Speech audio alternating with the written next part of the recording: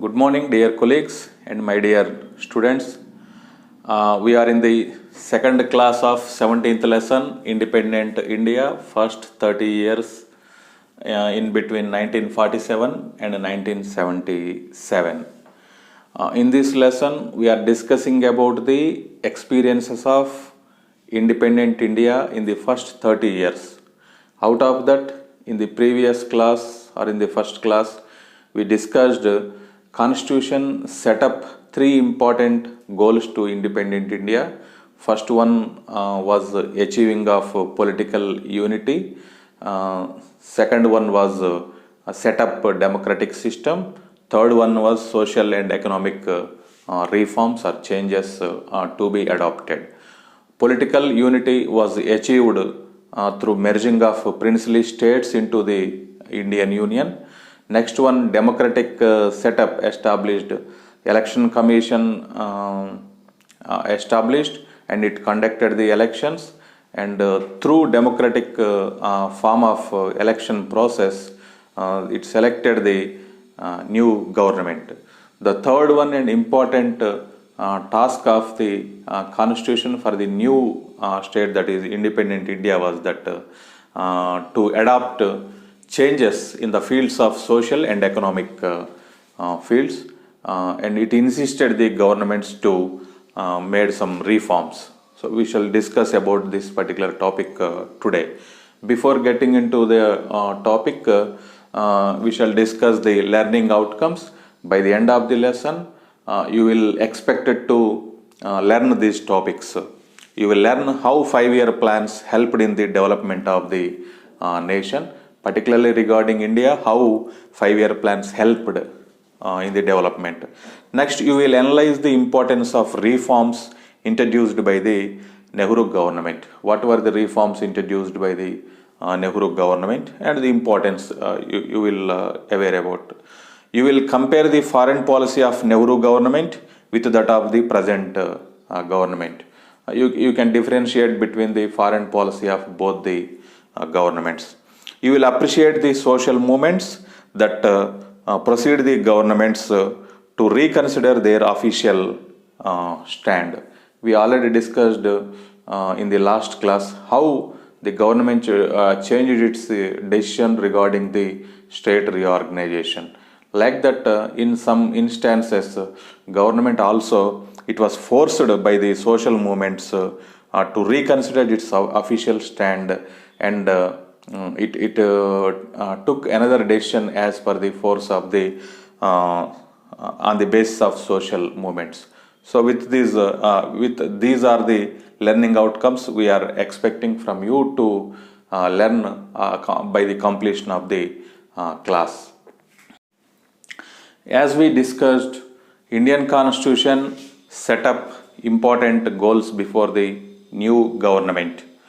Social, economical and political justice to be achieved.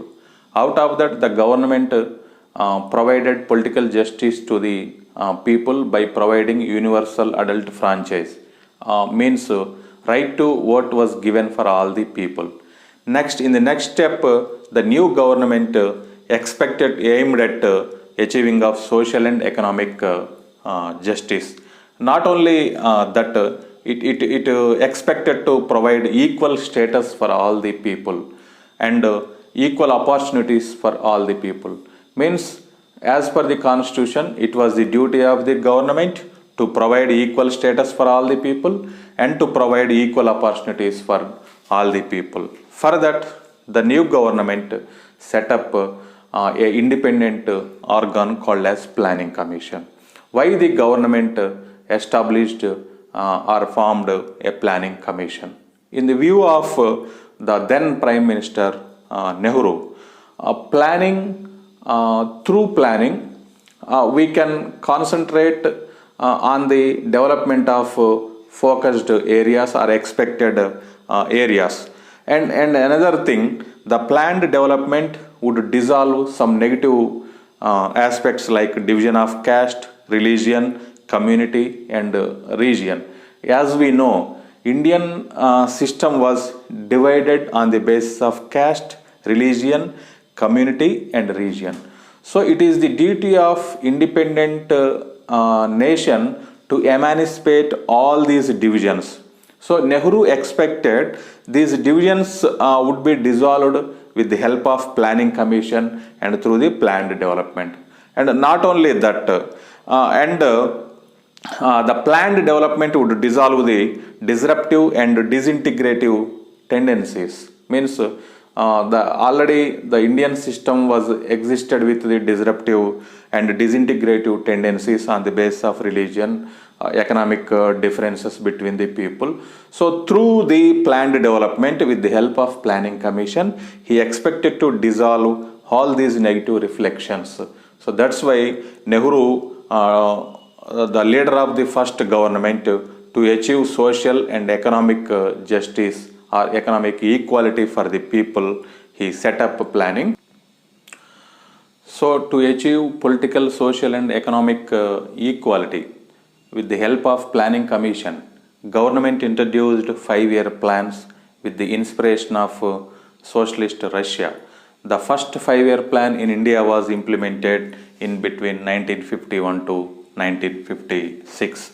The first 5-year plan focused on agriculture, and along with agriculture, it had put stress also on food production, transport and communication, social services like education, health, and also industries. So why government had put more stress or more focus on agriculture? On Nehru, the first Prime Minister's view, development of agriculture was not only an economic issue. If we achieved development in the field of agriculture, it also influenced the political, social, and other sectors also. That's why, because most of the Indian population, their economic activity is based on agriculture. That's why the government introduced first 5-year plan. It focused on agriculture. So to achieve some development in the field of agriculture, not only focusing on only simply providing economic assistance to agriculture activity, and the government tried to import some reforms in the field of agriculture. So for that purpose, Nehru government adopted 3 components in the field of agriculture. Firstly, government focused on the development of agriculture. For that, it adopted main 3 contents.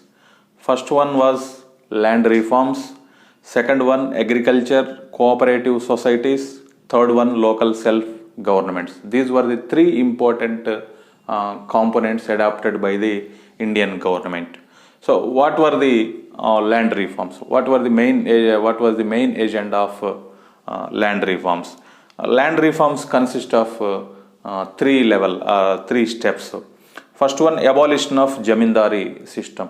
As we know, though agriculture was the main income activity or economic activity in India, most of the agriculture lands were concentrated and they were in the hands of Jamindar. Each Jamindar in different areas were owned lakhs of acres. Next, tenancy reforms. Though Zamindars were the owners, they were not engaged in the agriculture activity, but they gave lands to tenants for rents. So the lands were owned by Jamindars, but tenants were participated in the agriculture activity in the field. So that's why government abolished Jamindari system. It concentrated on the development of agriculture, but the Jamindari system became the main hurdle for the development of agriculture system. So the government abolished Jamindari system and it gave ownership to the tenants who were tilling the land from the last 30 or 40 years. Means the tenants got ownership over the land, means the vast land areas were divided into small fragments. Next one, government also introduced land ceiling. As per this land ceiling, each agriculture farmer should not have more than the limited agriculture area. Means it fixed some agriculture land. Every farmer should not have more than that of. Then automatically government expected the extra lands we can redistribute it to the tillers who did not own land. So these were the important land reforms introduced by the government. Next, government also established agriculture cooperative societies. The main aim of the cooperative societies was to give credits to the farmers for the purpose of agriculture, as most of the farmers were depend upon the private money lenders. So that's why for the purpose of development of more agriculture products, it established agriculture cooperative societies. Next, local self governments. We already discussed the importance, the focusing of agriculture. It was not only a economic issue, it was political, social, and apart from economic issue. Means the people in a specific area, they know about their problems intensively. So if they got power, automatically they will easily resolve the problems in their areas. So it may leads to the development in agriculture, may leads to political development also. So for that purpose, local self governments were also introduced by the governments. So through this channel, on the way of developing agriculture, the government concentrated on the development of the whole political system, social system, and economic system, and it tried to chase the barriers which were breaking the development of the agriculture. They were abolition of Zamindari system, next to tenancy reforms, and it introduced land ceiling. Through that, government aimed to achieve agriculture development. So we discussed what was the primary aim of land reforms.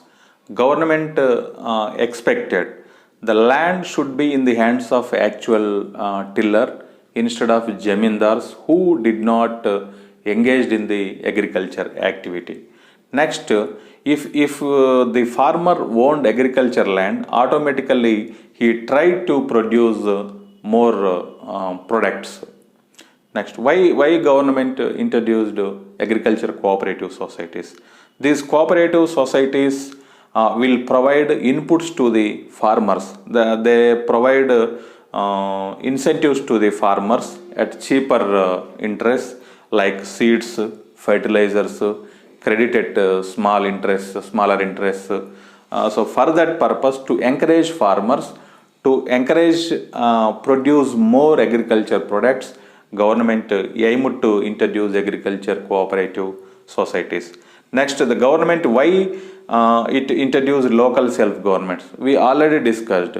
The main aim of the government was not only achieving economic development or economic progress. Its main aim was to achieve political and social equality or development also. So if it introduces local self-governments, the local governments will run according to the collective interests of the village. The people in the village, they are well versed with the problems in that particular village.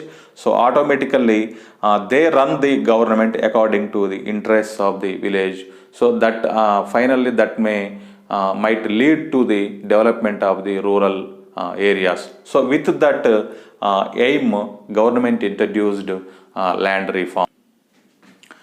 Then what was the result? Government implemented land reforms with a great motto. Then how the land reforms were implemented in the field? Result was somewhat not in positive manner, it was negative. The land reforms implemented in a half-hearted manner. The implementation was not effective in the field. As the government expected, the additional through implementation of land ceiling, the additional lands which were taken from the jamindars and landlords has to be redistributed to the landless people. But the land redistribution did not take place. Uh, why? Because the powerful sections in rural areas, they had control on land.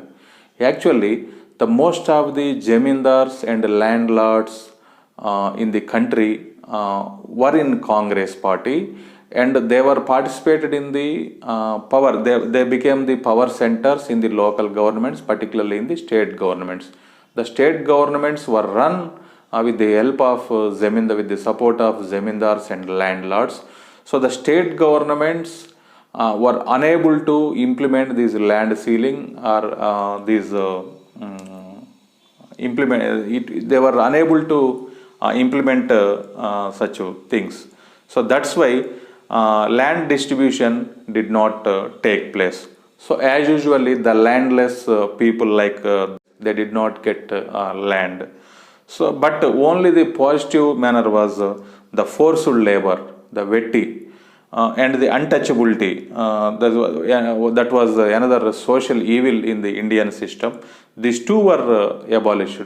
These were considered as the positive remarks, but the implementation of land reforms was not 100% got success, and it implemented in a half-hearted manner. That we can say the results of the implementation.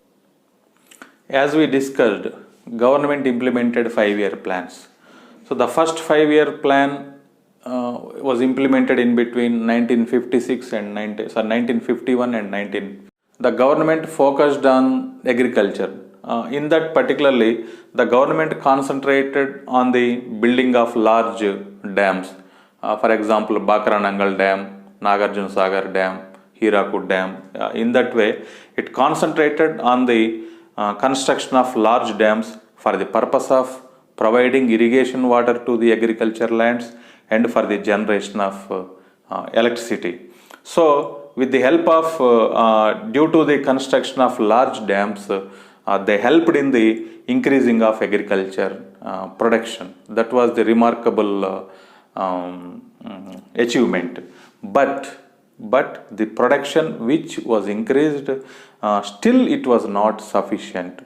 As we discussed, the government constructed dams, it provided irrigation water to the agriculture lands, and it through the agriculture cooperative societies, it tried to provide incentives to the agriculture farmers like seeds, fertilizers. But still, by the end of first 5-year plan, the agriculture land was not distributed among the actual farmers. So that's why the production was not increased to the satisfactory level. So next second 5-year plan was implemented in between 1956 and 1961. In this 5-year plan, government put emphasis on industrial sector because as we already discussed, most of the Indian population highly concentrated in rural areas engaged in agriculture activity, but that was leading to passive employment or unemployment. So government tried to shift rural people to the urban areas to engage or to engage them into industries or service sector. So for this purpose, in the second 5-year plan, the government gave more emphasis on industrial sector. Okay, the next one, how was the foreign policy of independent India? How the newly independent nation maintained relationship with other countries. During the time of India got independence, there was Cold War like situation in the international arena in between USSR and USA. The whole important world powers either joined with USSR or with USA, and there was a tense and Cold War situation arisen between those two countries. At that time, the Nehru and the Indian government followed non-aligned policy.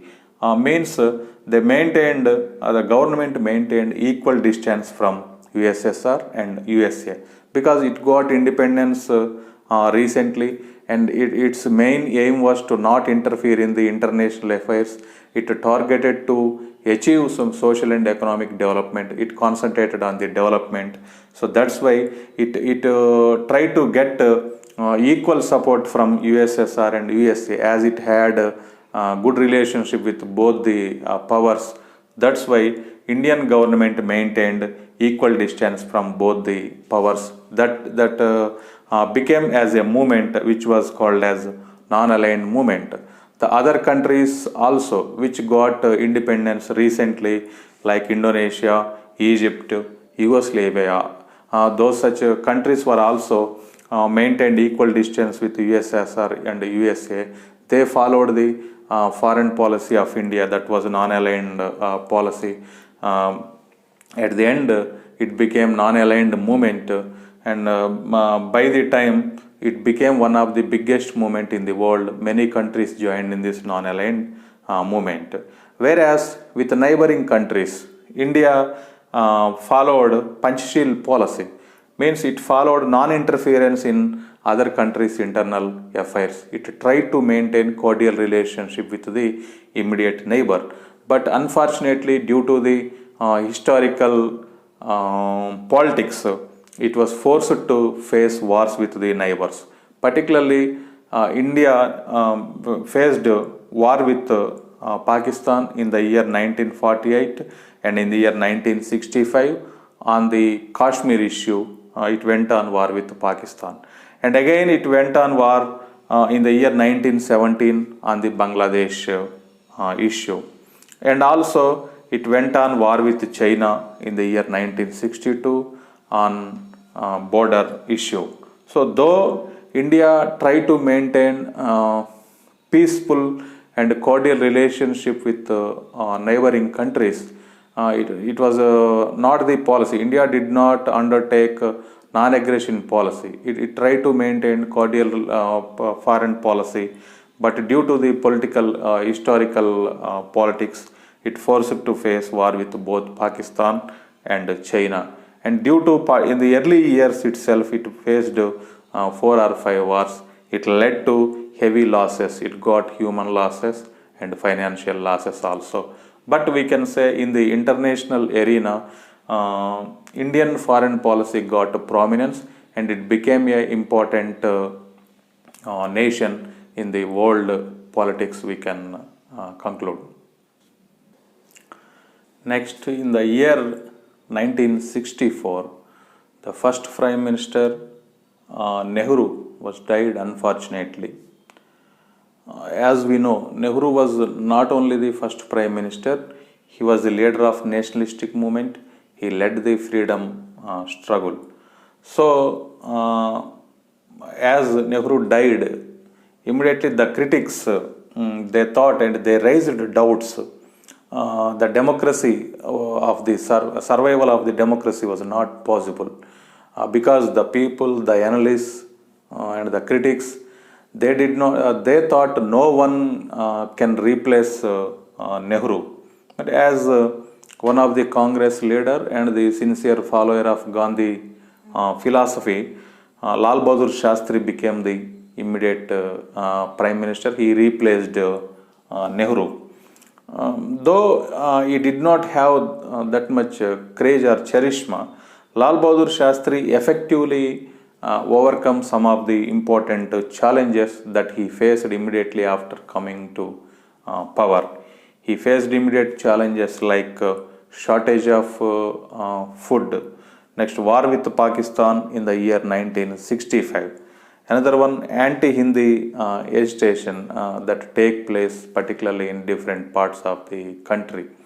So, along with the help of other leaders, Shastri, with his effective his effective leadership, the nation overcome this crisis in a effective manner. But out of these challenges, we shall discuss how the nation overcome the crisis of anti-Hindi agitation. Okay.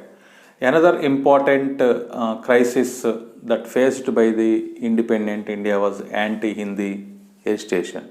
Why this agitation or crisis occurred? The national government passed Official Language Act in the year 1963. During the framing of Constitution, the writers of the Constitution declared English will act as the communication language between the states and the center for 15 years. So, after the completion of 15 years, the government passed Official Language Act. As per that act, the government declared Hindi as the official language, and it also continued and it also mentioned English may be acted as the communication language. But the terminology used used in that act was created doubts in the minds of other language people, particularly the people of Tamil Nadu under the leadership of political party DMK. The DMK party people of Tamil Nadu believed that the central government was forcibly foisting Hindi on the people of other states. It tried to implementing the Hindi, forcing the Hindi on the other states. So, by thinking in that way, the DMK party organized statewide campaign against the Hindi. That became the anti-Hindi agitation. In that process, the DMK party organized different types of protests. It organized strikes, dharnas, hartals, and even the followers of the DMK, they burnt effigies of central government, Hindi books, and they burnt even the pages of the Constitution. They rejected Hindi as the national language or the communication language between center and the state, and they demanded the government to implement English as the communication language. Even they blackened the Hindi signboards. So slowly the movement which started in Tamil Nadu, it spreaded into the other parts of the country, particularly in the non-Hindi areas in South India like Karnataka and other states. Even the leaders of Congress party in Tamil Nadu and in other states also, they were divided into pro-Hindi followers and anti-Hindi followers. So the situation that started within a state in Tamil Nadu, that spreaded and that became the national-wide agitation. It became the national-wide movement. As the situation became severe, it spreaded into other parts of the country. Under the leadership of Lal Bahadur Shastri, central government made a series of concessions. It tried to reduce the intensity of the movement. In that process, the government gave a right to all the states. Every state have a right to have its own language. Next, and central government promised English to continue as the communication language between the center and states. And even while conducting civil services examinations, the exams, central level exams will be conducted both in the languages of English and Hindi. In that way, the government tried to satisfy the people. So, if you observe this particular crisis or this particular challenge, how the prime ministers deal with these social movements. Whenever the social movements hit the governments, particularly they try to reconsider their official stands as with the force of the common people. When the decisions of the governments were hurted the feelings of the people, they led to the social movements against the decisions. The governments they reconsider the official stands. Even PMs, prime ministers, ensure they went on the things within the control. They try to control the situations. They try to they negotiate with the people or the representatives of the people. Even Nehru or Shastri, though they have their personal stands on different issues, they have their own interests, but they gave more priority to the unity of the nation. They gave first priority to the unity of the nation. That we can tell how they deal with the crisis. That was the beauty of the democracy. So, government introduced another program during early years, that was Green Revolution. As we discussed in this class itself, government introduced land reforms to provide land for the landless and to increase in the agriculture production.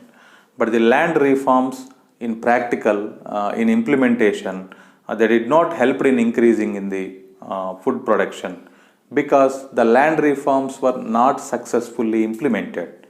Why? Why? Because as we already discussed in the last class, the Congress consists of some groups with different ideologies.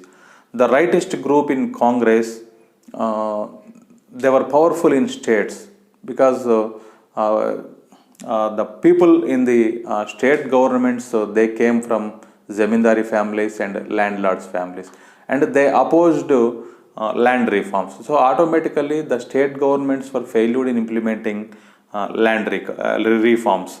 So that's why the government came with a new strategy, and it adopted a new strategy during 1964-67, which the program was called as Green Revolution.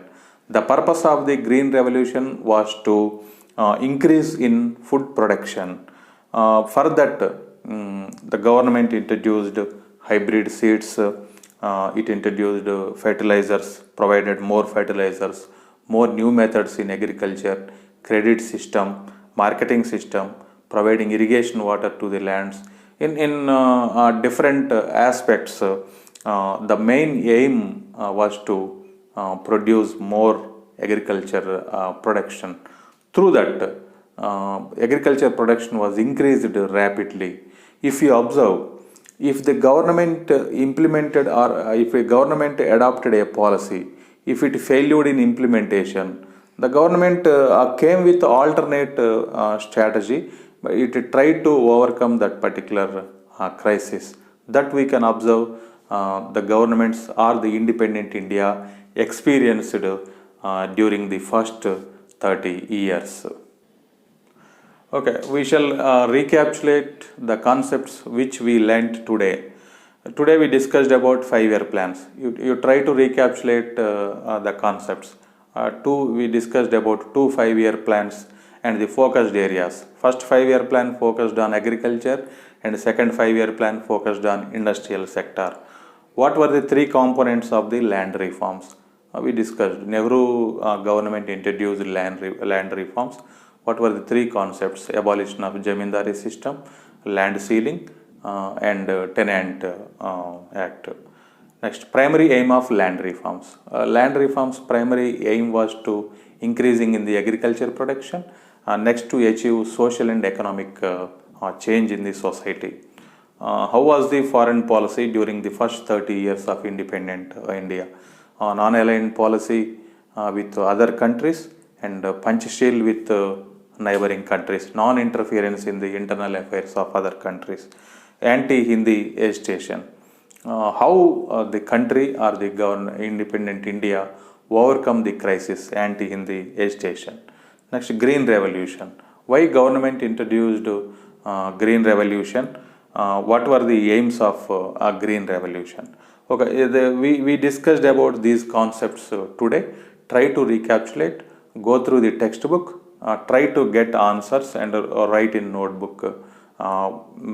Students, one suggestion from my side, before coming to class and after the completion of class, you should read the textbook, go through the textbook. That will help you in recapitulating or remembering the important concepts.